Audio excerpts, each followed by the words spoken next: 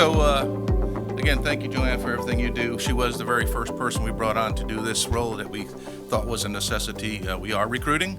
Anybody who wants to volunteer, we're happy to take your application.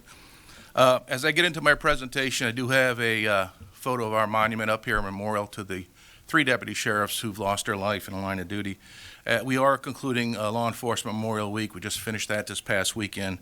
And I think it's always important to just remember those who've lost their life in service of this county.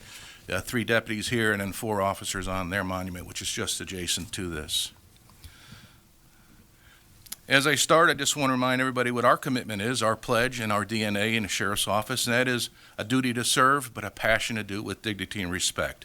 That is not only in all our vehicles, it's plastered all over our facilities, in every office, in the jail, because it truly is in our DNA, and that's how we approach everything we do in our job.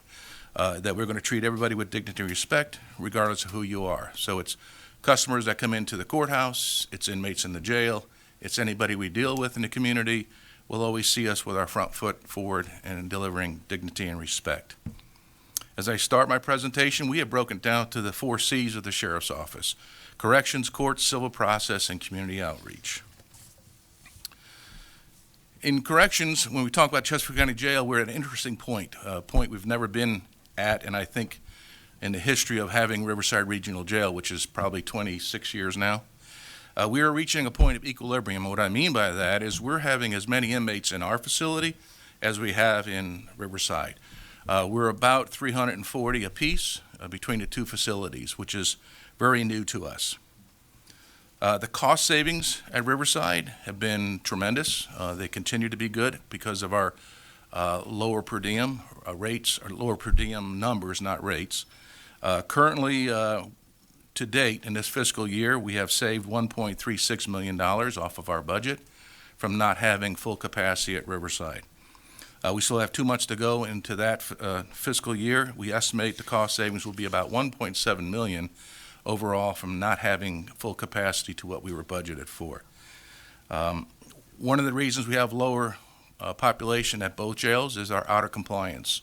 I know, Dr. Miller, you weren't here when we were having the issues with out-of-compliant inmates, meaning inmates that should have been in the state prison system and not in a local jail. I think at the highest we probably had close to 300 inmates in both facilities added up that taxpayers in Chesterfield were paying for that we shouldn't have been. They should have been in prison system. We fought a hard fight with that, and the DOC took a different stance a couple of years ago and has really picked up all their state responsible inmates. I think today between both facilities we're around 14. Compared to almost 300 a couple of years ago, that's a great cost savings. And I will say today, Riverside's total population with all jurisdictions participating is 950. Back when I started as sheriff here, our population of Chesterfield inmates at Riverside was over 1,000 itself. So you can see the numbers have really decreased at that facility and ours. Now, what's interesting is we've seen a marked increase in the number of inmates being, or people being brought into the jail, arrested on charges, and becoming custodial inmates of ours. This started right after COVID. We started seeing the uptick. We anticipate almost 11,000 people coming through our jail this year. That's a trend that we're not comfortable with. I don't want to say we're not comfortable with. That's a trend we're going to be ready to handle, of course. But it's a change from what we've seen over the course of those previous 8 years where we've seen total numbers decline. Now we're seeing numbers go back up. And this is a result of more arrests being made in the county, great police work being done by Chesterfield County Police, and we're seeing that happen in the numbers we get through our jail. Interesting enough, if you can read that chart, as I mentioned just a minute ago, our ADP, average daily population of inmates in our facility, is declining. And it's steadily declined over the years. And that's in direct contrast of more people being arrested, less people being housed. We have a couple of reasons for that. I think the implementation of the Public Defender's Office, they've done a better job of getting people out of jail after initial arrest, so we have less people there. Bail reform is a big part of this. A lot less people being held on bail or bond now. And I want to take credit for some of this. I think it's our work with rehabilitation. We've had a direct impact in recidivism, reducing that rate of recidivism. And I think that's why you see the decline in ADP even come before these changes in public defender's office being here and bail reform laws. This reduction of ADP started well before those, and I do want our office to take some credit for making a change in people's lives and stopping that revolving door of recidivism. And we try to break that circle by breaking the addiction in some place, breaking behaviors in other, and giving them the skills, the abilities to really function in society without having to go back to criminal behavior. Sheriff, quick question. Yes. I guess I'll have to ask someone to get to statistics on this, but during this time frame, they also changed the threshold for grand larceny from $200 to $1,000, which has actually probably reduced the amount of felony charges and would actually reduce the amount of people who are actually convicted of a felony who would actually end up getting jail time. So it's possible that some of that may have attributed to this. Is that right? It could have. Again, all of those would have been a result of the 2020 General Assembly, which would have been FY21. So I think it would have a piece of that, but I think the ADP has been on a steady decline for a while, and a lot of it is not just us, it's also diversion programs from the courts, things like that, and but there's a lot that impacted this, certainly did. Sheriff, also, Mr. Chairman, if I may, you mentioned Public Defender's Office, which I know has been about, 2 or 3 years now. I'd be interested in knowing more later, if you can, about how that's impacting and how that's working relative to your office and the police itself and courts. Absolutely, and I can brief you separately on that at a later time. We have a very close relationship with them. We've actually created office space for them in both the courthouse and at the jail facility so they can operate out of there. Thank you. The next slide is with our warrant section. These are the papers that we have to handle every day. As you can see, the numbers there have been increasing tremendously.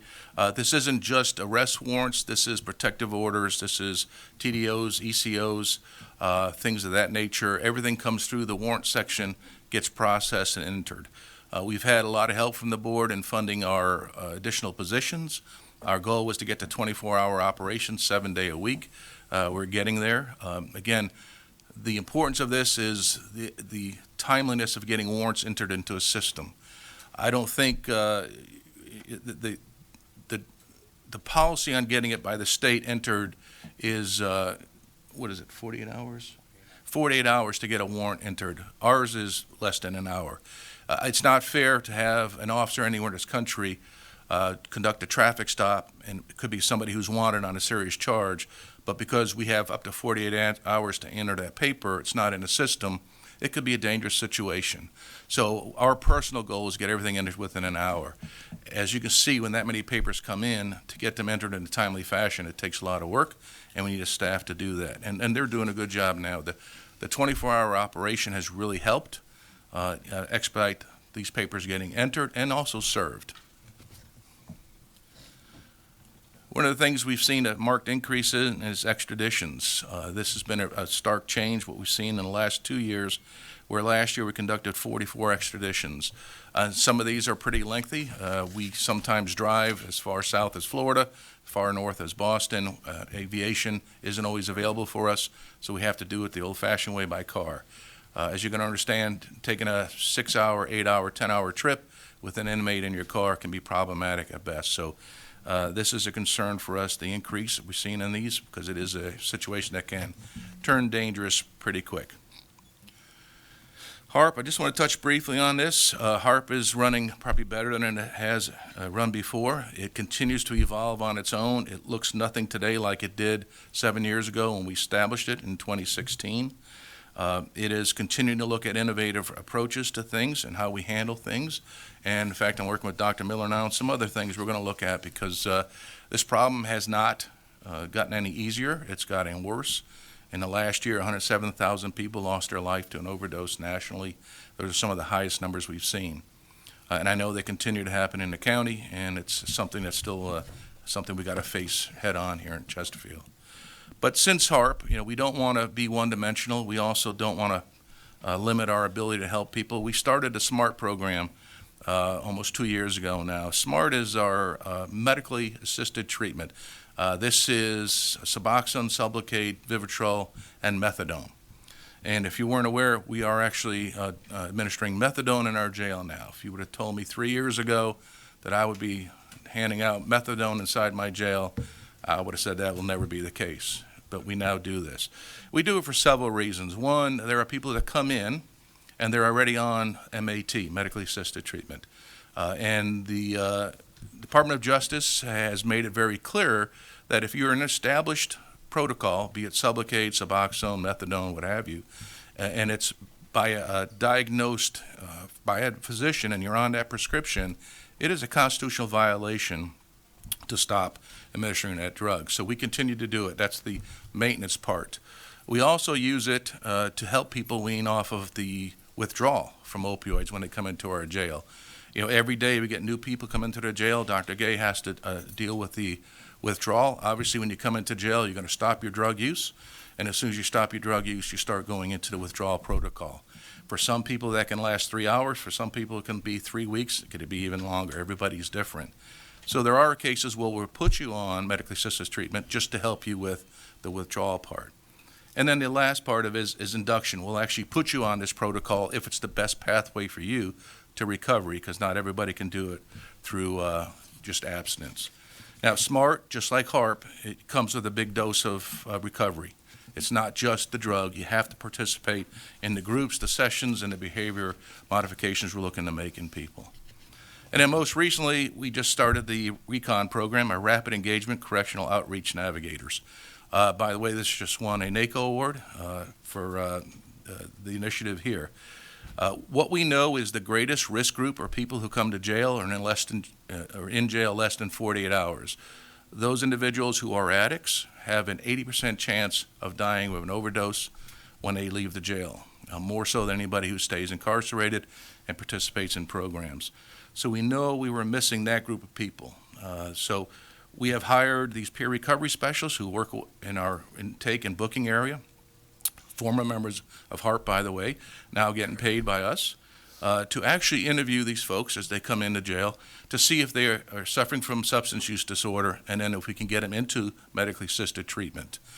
We want to be able to get them into the service on the outside before they leave the jail, so we can start doing that intercept in their addiction and try to keep them from going down the road of further addiction and potential overdose. So that's been a very good program for us, RECON. And then finally, we did establish our nonprofit. I gave everybody a pamphlet for HARP RVA. You know, one of the, I think the biggest reasons we are so successful with HARP is that really our involvement starts when you get released from the jail. We continue to have this community outreach, help people post-release, and that's why I think our program is more successful than most, because it simply doesn't end when you leave our jail. This nonprofit gives us the ability to fund programs and other things for people when they get out of the jail and post-release. Going on to the next C, our courts building. Again, we've seen since COVID the numbers pick up again. I'm not sure if we're back up to 600,000 a year, but I know we're getting very close to it again. Courts are very busy, and we're starting to see a lot. More than making up for COVID. The number of trials going on, we have a 3-day trial going on right now. It's not uncommon for us to have 3 jury trials in the same day. That's been a huge change, and part of that is, again, from some of the changes in the law in 2020, where juries were, they took away the sentencing option for juries, and now juries can only determine guilt or innocence. More people are opting for jury trials. As you can imagine, that's a logistical lift for us. To get 12 people seated, you probably need 60 people or more in your pool. You get 3 of those a day, that's a lot of people coming through the building that have to be fed and everything else. So those have gone up tremendously, the jury trials. I know everybody has seen the mounted unit. I just want to say that it is not a community outreach tool, but it seems to have turned into a community outreach tool. The reason for the mounted unit is a very practical one, and it's a very needed one. In the last several years, we've seen the number of incidents in our courthouse parking lots really increase. As you can imagine, when people leave court, both sides of the aisle, the defendants and the victims' families go out the same door to the same parking lot, and the number of confrontations we've seen in our parking lots really has increased over the last 2 years. As you can see, the picture at the bottom left, we did have deputies patrolling our courts, parking lots, and cars. But when you're in a car, you're looking level with other vehicles. You can't see anything past the car that's parked across from you. When you're on the horse, you can see clear across the parking lot, and you can engage people. We have had several incidents where the horses had to respond to confrontations in our courthouse parking lot, and one at juvenile court where they actually had to block the roadway and stop a vehicle from leaving. And they did that successfully. So I just want everybody to know that the reason for the mounted unit is a practical one based on operational needs. It does have a secondary effect of being a great public relations tool, but it is a good tool for us and for security in the parking lots. Civil process, these are the folks that are out there every day serving papers. As you can see, the numbers from last year are pretty phenomenal, almost 70,000 papers served. Again, we want to serve these in a timely basis, especially if there are arrest warrants. You know, any delay in service is a delay in justice, so we want to make sure we get our papers served timely. And for people who have eviction papers, these are businessmen in the county, businesswomen, business people, and they're trying to get evictions served. If we don't serve them in a certain amount of time, we have to return them to the court, and they get dismissed, and the property owner has to go through the whole process again of issuing the papers out. So currently we only have a team of 9 who serve these papers, and again, it's about $70,000 a year. Evictions is one area where we're seeing huge increases. I think the lull from COVID was more than made up for. We're seeing numbers we haven't seen pre-COVID. And May, as you can see, May, we're at 111 already. We still got some data to add to that. But 2023, we're probably going to eclipse all of 2022. And you can see on average, we're probably doing about 250 evictions a month. That's a lot of evictions. Community outreach. I do have the picture of our summer camp up here. I'll just remind everybody that's going to be held again August 7th through the 11th at Pocahontas State Park. This is a great example of a public-private partnership, and I invite everybody to come out here. Dr. Casey's always come out for the graduation that Friday, but you can come out anywhere during the week. We provide transportation to and from. We provide 3 meals a day, and it's just a good opportunity for people, primarily from Captain Newcomb. Where do we get? What schools we go to? All Chesterfield Middle Schools, and we have a run on applications. We have to stop applications after a while because we fill up, but we get a full house every year, and I just welcome everybody to be part of that. But community outreach is everywhere else as well. As you can see, in 2022, we had about 80,000 citizen contacts. We truly believe we would not be here today if it wasn't for the citizens of Chesterfield County. They support us at every turn, and I think the investment we make into this community pays back tenfold. And as we talk about the District Enhancement Workforce Team, I sent you all some emails on that a week ago. I will tell you that 5th truck has been delivered, but it's going to take a while now to get it through DMV to get registered. Then we have to get the equipment placed in it, and then we have to get it striped and marked. But we will be implementing that District Enhancement Workforce Team, which is part of the FY23 budget, hopefully in the next few months. And the vision for that is that each board member will have a direct link to their deputy, and they can utilize that for things in their district, for district improvements, cleanup, things of that nature.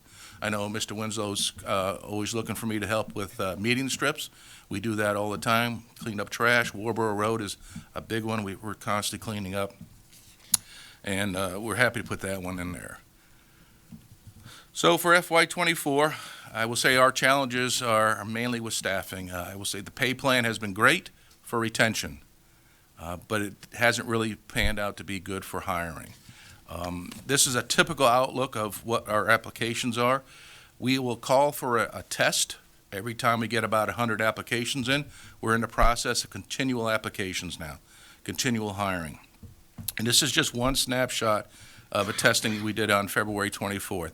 Once we reached 100 applications, we sent out the notice to people to come take the test. Unfortunately, only 28 of those folks got through the automatic disqualifiers.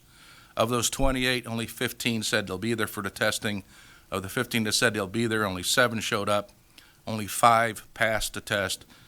one withdrew from the process, and now the 4 go into backgrounds. I'm not sure how they will fare in the background process, but you can't get 4 out of 100 and try to fill 15 vacancies. So it is an issue. We are seeing our numbers of vacancies starting to go up again, and we anticipated this was going to come. We are not just sitting back waiting for this to solve itself. We've been pretty aggressive trying to solve this in the Sheriff's Office. One of the things we've done is worked with the Department of Criminal Justice Services, DCJS, and Chesterfield County Human Resources to actually get a waiver for U.S. citizenship requirements. And what we're able to do now is to advertise for non-U.S. citizens who have, the layman's term is the green card or a work permit. But they're official Immigration Department documents. If you have either of those documents, you can now apply and get a waiver from DCJS and be hired as a deputy sheriff in Chesterfield County. And that's a pool of talent we want to start tapping into, and I think that will help us. So that's one of the initiatives we're doing. We've also worked with Virginia State University. We're going to create a program, hopefully, that they can incorporate DCJS training courses into their curriculum, their college curriculum, university curriculum. And then when you graduate with a degree from VSU, you are now passed everything you need to pass to be a deputy sheriff in Chesterfield County. And you can transition right over to a job as a deputy sheriff working for us. So we are working that with VSU now. They're excited for this partnership, and we're looking to really capitalize on people not having to go through, as you can imagine, if you're a college student, you just finished 4 years of studies, and now you want to become a deputy sheriff or a police officer, you got to go through a 6-month academy again. So this will eliminate all that. You'll have your certifications from DCJS, and it really limits the amount of training we need to do to bring you into the fold. The third thing we're doing is we're creating a new position within our organization, and it's called, it's going to be much like a cadet program. It's called the Jail Security Officers, JSOs. This is already authorized by DCJS. It's a different position than a deputy. You can hire them at 18 years old to be jail security officers, is what we're calling them. They don't have to have any driving training or firearms training. They will not carry a weapon. And their academy is it's going to be a much shorter academy, where the deputy academy is 6 months long. This academy is probably going to be 6 weeks long. And they're going to be a great asset to us, helping us do a lot of the tasks at the jail, but that's going to be the limit of their duty. They can only work at the jail. They can't work at courts or civil process.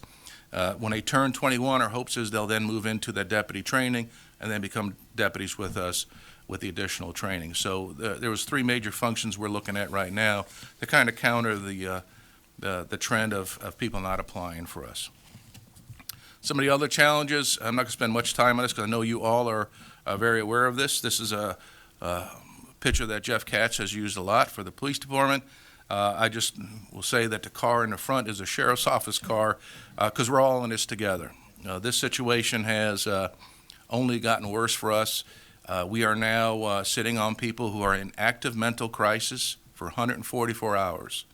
And at the end of that 144 hours, if no bed is found, we simply have to release them. And still in their crisis. And that's not delivering service needs to our people who need it. So this is an area where we really need some help. This is beyond Chesterfield County's ability. This is a state issue we need to get some help on. Another one of the major challenges we have is in hospital overtime. This has been a marked increase. I will tell you, Dr. Gay does not like to send anybody to the hospital. He has a very talented, skilled staff there. He is a medical doctor. We like to handle as many of these things we can in-house. But what we've seen over the last couple of years is the health conditions of those coming in have really been marked decrease. And we're seeing a lot of things that we haven't traditionally seen that require extensive medical. So right now, for instance, we have one individual in the hospital who's been there since April 2nd. I don't know when he's going to get released, but as of today, just for that one individual, we spent $109,000 to have 2 deputies sit on him 24 hours a day. Traditionally, we'll go to common attorney's office or the judges and ask for bond or bail or charges to be dropped. There are times when the charges are such that request is not reasonable, and we won't make those requests when they're not reasonable, and this is one of those cases. So it is a challenge for us. We've had 5 inmates in the hospital at the same time. more frequently than not recently. 5 inmates in a hospital is 10 deputies. And again, in Chesterfield County, our fire and EMS does a great job, but they have to go to where they say the hospitals are open. So we can't put them all in the same hospital. I've met with Dr. Case. We've talked about the development of a medical center here. I don't know what that's going to look like, but it'd be nice to get in on the ground floor with an MOU for possible bed space here to consolidate our issues. And 15-minute checks, those are checks for people who have suicidal or self-harm ideologies. That has gone up tremendously now. We're seeing a lot more influx of people into our facility with severe mental illness. Mental illness has always been part of who we've seen come into our facility, but these are folks with serious mental illness who've actually made those comments or statements or demonstrated their intent for self-harm. We spend a lot of time, you have to spend a lot of time, obviously, watching them, because the last thing you want is anybody to actually carry out an act of self-harm. Internal drug fines, we just had one this morning. Actually came in with some more drugs on them. This is happening on a regular basis every day.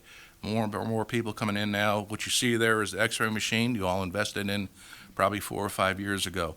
It is just one tool, and it is like any other tool. You can get past it. So we're seeing a lot more of that. And then our external drug investigations. We've done really good with our detectives investigating the attempts to get drugs into the jail. We've made several arrests, and those are some of the biggest trends going on right now. Some of the unbudgeted things we're dealing with is our padded cells. We have 3 padded cells. This is one that gets the most use. As you can see, this one is in pretty much disrepair and can't be used anymore. We have tried to repair it in the picture on the right, but the material this is made of, it becomes very problematic to repair. We're at the point where we have to replace this now. That single cell, to replace it, is $130,000. And then we continue to have workspace constraints. We are still working out of the same offices we've had since the new courts building was opened in 1989 and our jail in 2004. As we have grown inside and grown in responsibilities, grown in duties and tasks, we've really run out of space. We've tried to maximize this space. The picture on the top left, you probably won't recognize it, but that used to be the front lobby of the jail. We've now converted that to office spaces. And then the picture at the bottom left is the building right out back, the Cogville building, which we've been using for a couple of years now, which has been a great resource. The picture at the bottom right used to be the open area in front of my office. We've had to create an office inside of an office now. And then we're looking for the opportunity to move into the next building. And Clay, I forget the name of that building. Former Cooperative Extension. So just trying to get enough places for our folks to work out of. One of the other things we're dealing with is a major overhaul of our HVAC system at the jail. I know this is near and dear to Clay's heart. We've been working on this for many, many years now, and I think, Clay, that from all the engineers we've had, they've said that the initial system that was put in at the time it was constructed was the wrong system, and we've had trouble actually getting the jail cooled off in the summertime. As you can imagine, every wall in the jail has metal running through it, and when it gets hot, it retains heat. And in June, July, and August, and September, that building will stay pretty warm. We've started using portable air conditioning units to bring them in. They're rather expensive. They're $8,000 a month for each unit. I know we're now using some major maintenance funds. We're actually going to buy these this year, I understand, as a cost savings. But we're still waiting on the big major HVAC overhaul for the jail. And then nursing contract, I think we're in a better position today. The contract actually starts June 25th. It's probably one of the most risky, high liability areas we have in a jail. I wouldn't say probably, it is. We are responsible for the care and well-being of the people charged to us. And the other nursing contract has pulled out. It wasn't doing its job. We had a lot of issues with them. We have a temporary stopgap in place that Dr. Gay is administrating, but this new contract, I think, is going to help us tremendously. And I will say that the new company comes out of Puerto Rico. They're very promising for us. We think it's going to be a good match for us. But I'm also working with the governor's office currently on getting acceptance of certifications from Puerto Rico. If you remember, I think Governor Youngkin signed off on a bill to allow transferability of certificates, whether it's teachers, doctors, nurses, things like that. Unfortunately, the way the bill was written, it was for the 50 states, excluded territories. We do know we have a big pool of potential candidates in Puerto Rico who are certified nurses, but because that wasn't added to the law, we have to do some workarounds right now. But I think if we can do that, we'll really be in a better position to fully staff all of our nursing needs, since that's a high vacancy area for us and everywhere else in the field. And finally, I just want to remind everybody that as the police department does their extraordinary job, the police outputs are the sheriff's office inputs. And as they continue to grow and get more personnel and do more things, it's just going to add to our workload. We're not complaining about that. That's what we're here for. But it just has a direct impact on us. So as we go down the road and police continue to do the great job they're doing, just understand that everything they do is an input for us, and then we're there to take care of that. And with that, that was a quick overview of 2022 and our look into 2023 and beyond. And I'm here to answer any questions. I will say next year we are already prepping for our 275th birthday, and look forward to having some events that we'll make you all aware of as we move into that birthday year for us. And with that, I'll take any questions. Mr. Chairman. Mr. Winslow. Thank you. Sheriff, thank you for that great presentation. Couple of questions. We have, with our constitutional officers, often had this conversation about funding, and we've tried to do, I think, our part on the local level sincerely to help meet the demands that your office is facing over the years. What have we seen from the state during the last 3 years as a snapshot? Are we getting additional help from the state for their constitutional offices, in this case, sheriff's office? Are you seeing increased help? Are you seeing a willingness to meet the locality in the middle on some of these items? Well, when we start talking about the state comp board, the answer would be no. The comp board is struggling itself to deal with needs. There have been, Dawn, when's the last comp board edition we've had in personnel? Or well, the mental health, we got a new position because of the Marcus Alert bill, but the position they authorize is at a salary so low that we can never recruit anybody. So the county right away has to supplement salary to get it up to a competitive point. But as far as sworn, we have not received any new positions from the comp board, and I can't, in my 10 years as sheriff. So that's always been lacking. And then the continued unfunded mandates that get thrown on our way is just something else that, like for instance, LIDS is your local inmate data system, and the state comp board gives every jail in Virginia one LIDS person. If your jail has 15 inmates or your jail has 400 inmates, you have one person that's paid for by the state to handle all that data. It's just the comp board is not funding appropriately. I know it's a beast unto itself, but we haven't got a lot of help from there. Do we have any legislators looking at this in a serious fashion anywhere in the Commonwealth, looking at some of these standards that appear to be fairly out of date and in need of some amendments? Is there any sign of hope? Is there anyone that the county should be reaching out to help pull some of this together? Because, the definition of insanity is doing the same thing over and over again and expecting a different result. So I'm all for sort of trying to pull in, get a new approach, and maybe shift some direction here. No, I agree. Robin DeSocio is the current director and has been director for many years of the State Compensation Board. Just a few years ago, Dr. Casey and myself and a few others actually went to her office and met with her. And you could see the frustration on her part, too, because she's also not funded through the General Assembly like she needs to be funded to actually administer her budget. The way it works for the comp board is it's on a first-come, first-served basis. So if a county 4 years ago needed a deputy for X position, it's at the top of the list. As I have a need, it goes at the bottom of the list. If things change, needs change, things like that, things don't move around. It stays up here. So no matter how big a priority is for me, they're not going to fund me until they clear everything above me, and nothing's being cleared.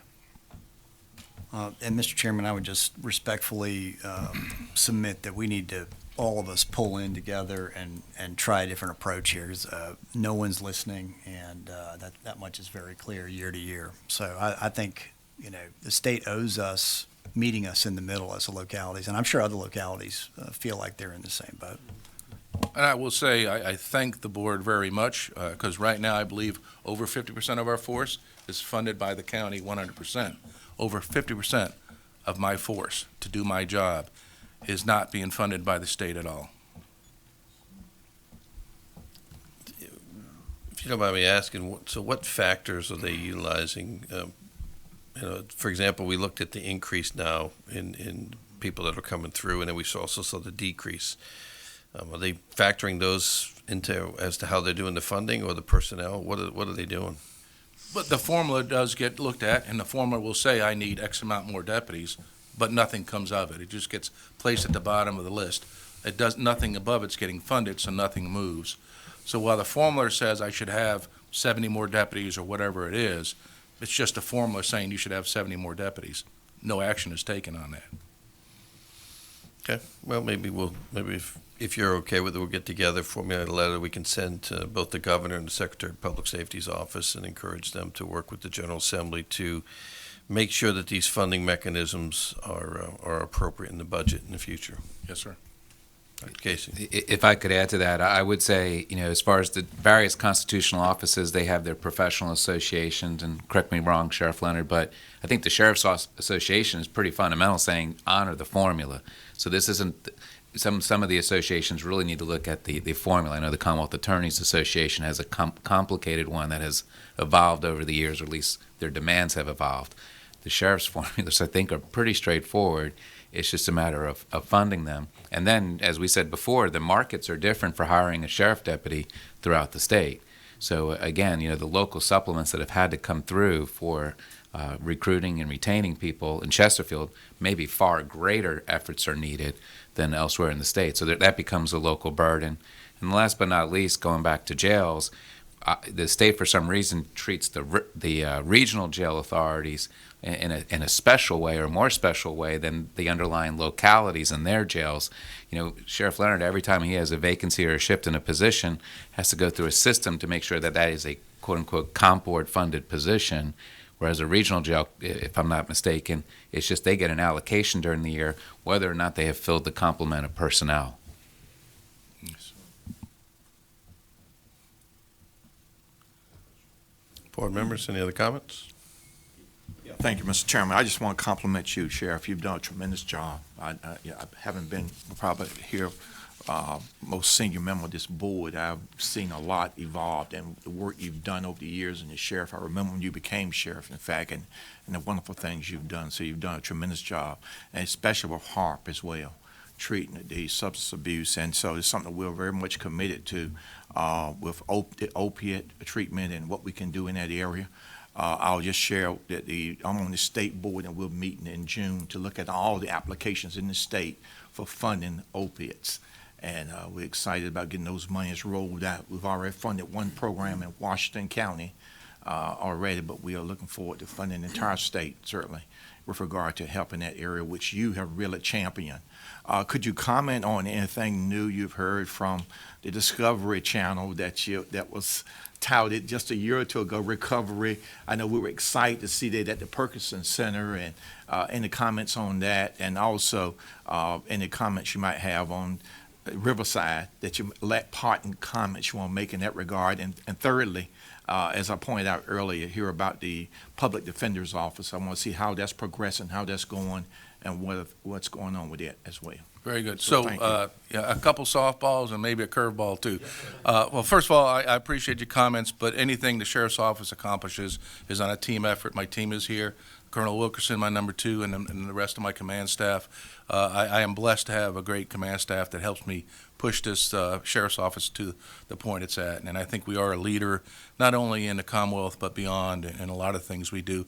And I always got to remind people we're not one-dimensional HARP. It's a very wide spectrum of services we provide, and we do the best to provide that. To your other question on the Discovery Channel, as you know, soon after it was released, Jailhouse Redemption, Discovery was bought out by Warner Brothers, and they pulled 150 shows off of Discovery, ours being one of them, to re-platform them. We haven't heard where it's going to be re-platformed yet.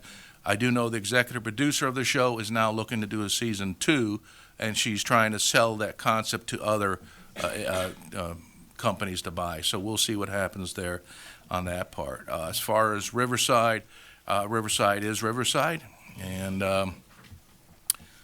I'll just say that we haven't seen really a marked change in a lot of things. I will tell you, we are very frustrated from a medical aspect. We talk about MAT, medically assisted treatment, being not only the morally and ethically right thing to do, it's also now the legally right thing to do. And the Department of Justice and the Americans with Disability Act has been very clear that MAT is a protected constitutional right. And unfortunately, Dr. Gay will place a lot of people on MAT, or they come in already on an MAT program. When they get to Riverside, they're immediately taken off because Riverside will not do an MAT program.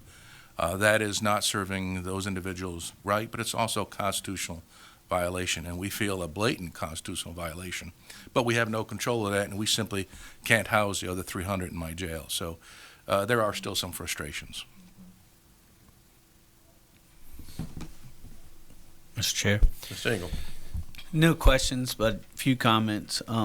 One, thank you to you and your team and to those that are in your custody here in Chesterfield County for all that you do for giving back to the county.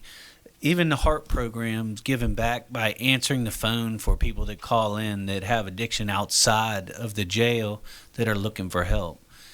We have the workforce that's been out, and greatly looking forward to having one assigned to each district. I think that's going to be tremendous for the community. And the fact that the jail is well run and the people in your custody being respected and getting that respect seem to live fairly well in peace and harmony for a jail. I know the environment there is much better than it is in many other locations where people are housed in a jail or a prison. And so really just kudos to you and your team, and also to those in your custody. Thank you. Thank you. And I think it's important that the citizens realize the return they get from some of our inmates. And Parks and Rec, we build a lot of the walkways and rampways and other facilities at the parks, and we're also a big part of Christmas Mother program every year, and they've told us they couldn't even do the program without the help of our inmates. So we're really proud of what our inmates do give back to the community. Sheriff, so I've known you for a long time, and I've been around with Chesterfield for a long time, and this is certainly not a slight on your predecessors, because they did a great job too. Okay, but the bar that you've set as a sheriff of serving our community, I don't know that anybody's ever going to be able to go over that. And what you did this past weekend, it's not just law enforcement that you do. It's community service that you do. And with Emily's bracelets and taking that leadership role to get the community to come behind and help a family in need like you did, and get everybody to come out and support over the weekend, you're truly a community leader, not just a sheriff. And we're very fortunate to have you in Chesterfield County.